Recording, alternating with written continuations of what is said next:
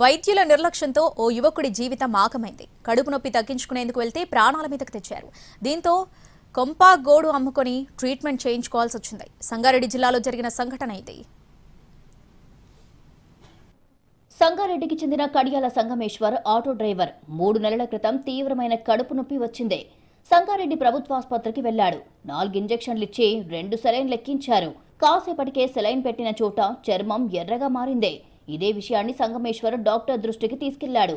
ఇంటికెళ్లి ice పెట్టుకోమన్నారు. కానీ వాపు ఎరుపు తగ్గకపోవడంతో మరోసారి ఆసుపత్రికి వెళ్లాడు. ఏం లేదని నిర్లక్ష్యంగా సమాధానం చెప్పి పంపేశారు. మర్నాడు పరిస్థితి విషమించింది. అతడి నోటి వెంట రక్తం వచ్చింది. భయపడి ప్రైవేట్ ఆసుపత్రికి వెళ్తే చేతికి ఇన్ఫెక్షన్ అయ్యిందని, కండిషన్ క్రిటికల్ గా ఉందని చెప్పారు. హైదరాబాద్లోని ప్రైవేట్ ఆసుపత్రిలో జాయిన్ అయ్యాడు. ఇన్ఫెక్షన్ సోకిన భాగాన్ని పూర్తిగా తొలగించారు డాక్టర్లు. స్టమక్ పెయిన్ ఉందని చెప్పి వెళ్ళినా సార్.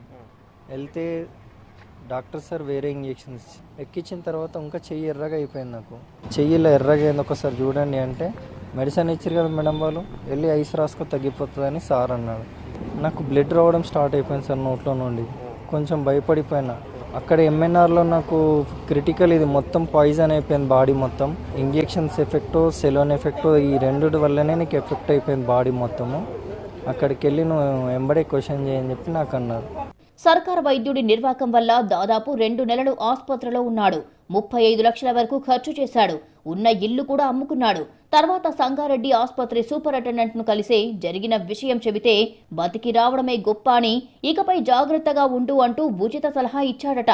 అది విషయం. ఈ పరిస్థితికి కారణమైన వైద్యుడిపై చర్యలు తీసుకోవాలని బాధితుడు డిమాండ్ చేస్తున్నాడు.